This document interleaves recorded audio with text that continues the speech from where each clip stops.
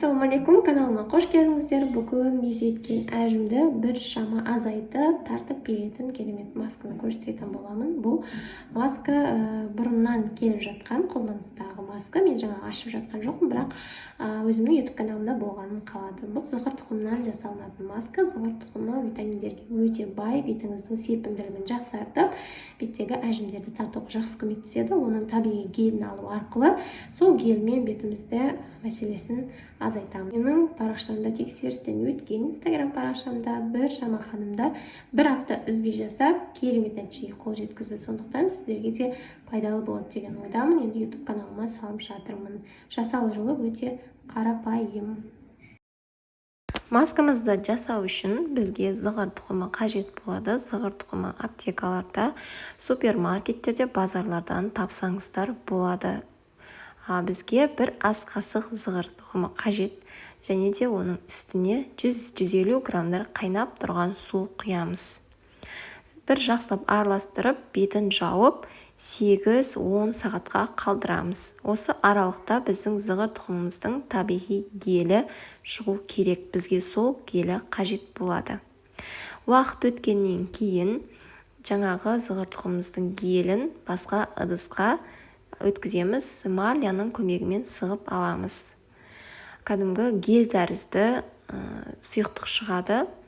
Осы біздің бетімізге өте қажеттісі. Басқа ыдысқа сығып алып, осы гелімізді қолдана береміз. Кез келген масканы жасаудан алдын бетімізді тоникпен жақсылап сүртіп тазартып аламыз. Өйткені таза бетке жасалынған маска эффектісі жақсырақ болады. Кір бетке қарағанда тоникпен жақсылап сүртіп алып, маскамызды қолданамыз.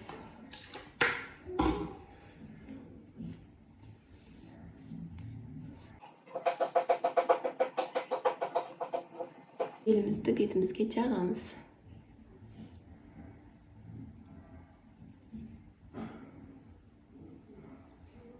Бұл гельді ханымдар бір жағамыз, 5 минут күтеміз, қайтып жағамыз, тағы да 5 минут күтеміз, тағы жағамыз. Солай 4-5 рет қайталаймыз, сосын жуып тастаймыз. Күнделікті жасаймыз. Курс бір аптаны қамтиды. 10 күнді, бір апта, 10 күн өз еркіңізде. Негізі ең азы бір апта жасау керек. Яғни жағып боламыз, 5 минут күтеміз, қайтып үстінен тағы жағамыз, 5 минут күтеміз. Солай 20 минутта бетімізде ұстап, сосын жуып тастаймыз. Артынан өзіңізді ұнататын ылғалдандырушы кремді жағуды ұмытпаңыздар. Өйткені маскадан кейін кішкене құрғау сезімі байқалады. Ол болмау керек. Яғни бетімізде құрғау сезімі ұзаққа қалмау керек. Оны кішкене ылғалдандырып қоямыз. Солай, бұны көбінесе түнгі уақытта жасауға кеңес беремін. Кешке жатардан алдын жағып, жасап, бетіңізге креміңізді жағып ұйықтасаңыз, таңертең эффектісі күшті болып қалады. Міндетті түрде жасап көріңіздер, өз ойларыңызды комментарийға қалдырыңыздар. Менің парақшама тіркеліп қоюды ұмытпаңыздар. Алда көп пайдалы ақпараттар болады.